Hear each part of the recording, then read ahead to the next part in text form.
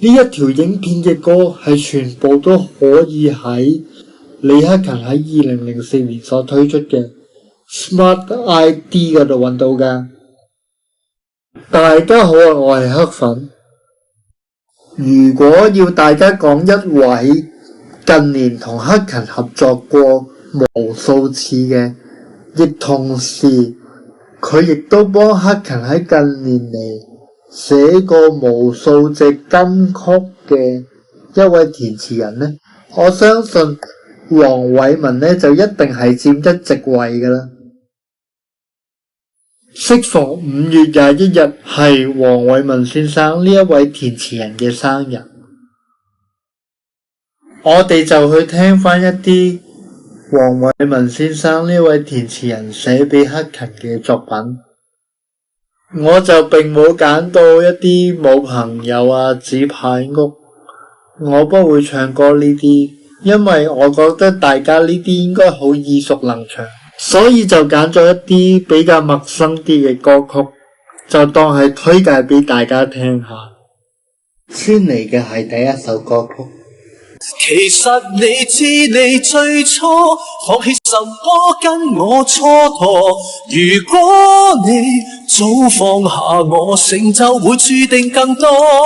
其實你不會唱歌，卻以情愛來成就我，在我高潮時低潮時亦都可更有力的唱每首歌。呢一首歌俾我嘅感覺就係，一方面佢好感激所要感激嘅人，但係同時間亦都為咗佢所感激嘅人呢，戥佢覺得唔抵嘅喎。感覺上係有一種今日我所得到嘅成就，某程度上係用你當日所犧牲嘅成就而換取翻嚟嘅。講述成就同埋犧牲嘅歌，唔知大家鍾唔鍾意呢？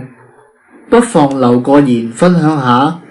你亦都可以話俾我聽，今日分享嘅5首歌當中，你最鍾意邊一隻？跟住就到下一首歌曲。來年大個的我不是沒有心愛過，然而沒有一個似我這麼還未學會怎愛，不慎墮進的愛河，點命那一刻我臉紅了麼？無需管當年誰在我那面前，可能命中那年我碰巧認錯戀。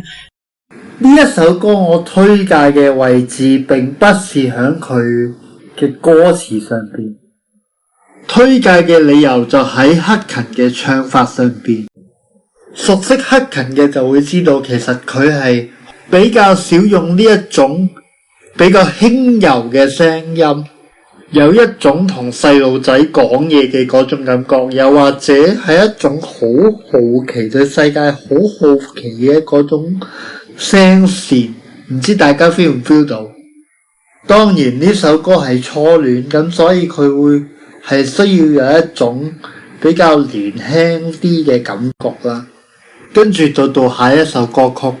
過幾個小時，即使一切都還是想抱着你一起吧，情相有一口氣抱緊起舞吧，聽出一街警報聲來伴舞吧，到終結之前，假使很怕的話，還是可以為你講笑話。浩劫中躲不了，但我至少可跟你談着笑的告別繁華。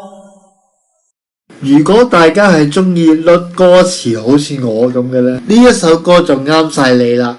呢一首歌嘅世界末日的早上係指緊乜嘢呢？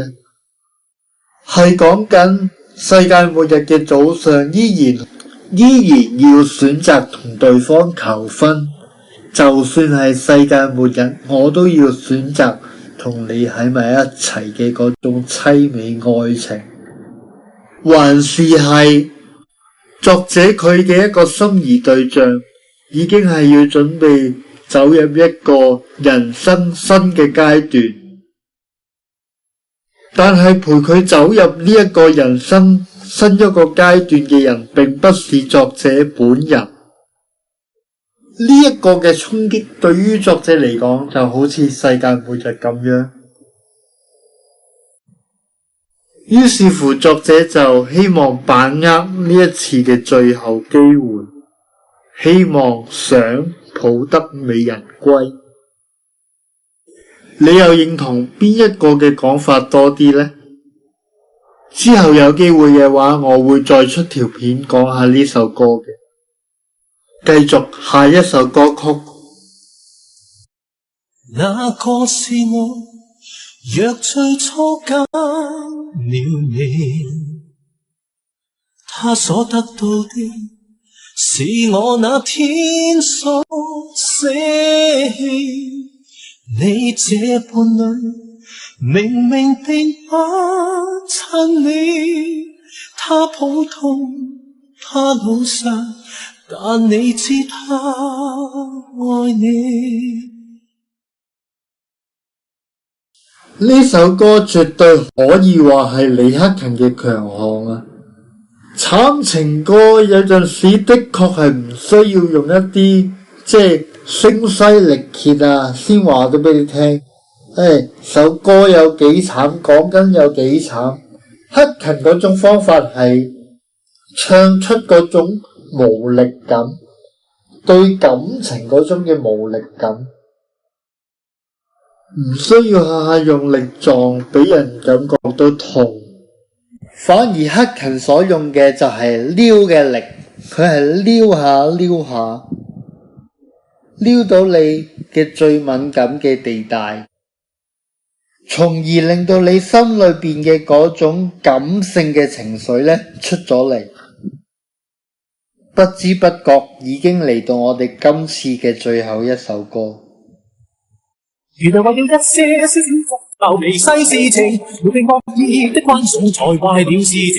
原來這道門打不開了，他碰了他打了他忘記了勤勉受限，要數都不算少。其時若有一方咳聲引氣大叫暫停，還是有個關我全能全面設備。無論那陣時，這道門關上後，吵架後先生良緣就此閉幕了。一張唱片裏邊呢，一定會有唔同類型嘅歌啦。而呢一隻歌曲呢，我覺得啊，呢一隻歌呢係擺明係俾你作為一個挑戰嘅用途啦。呢一隻歌呢就叫做嘭門啦，希望呢冇讀錯啦。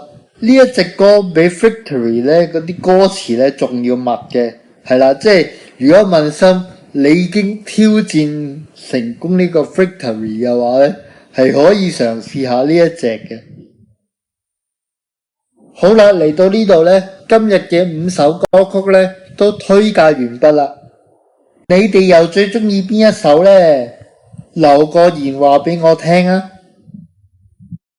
亦都希望大家嚟到呢度呢，希望大家可以繼續訂閱我呢個嘅頻道，俾個 like 我，同埋可以個分享俾你身邊嘅朋友睇下。特別係中意李克勤嘅朋友呢，你就更加要 share 俾佢睇下啦。話俾佢知，原來 YouTube 有個人呢叫黑粉，係專講李克勤嘅嘢嘅。唔好唔記得要播晒黑粉嘅片啊，咁先可以幫助黑粉嘅頻道增長㗎。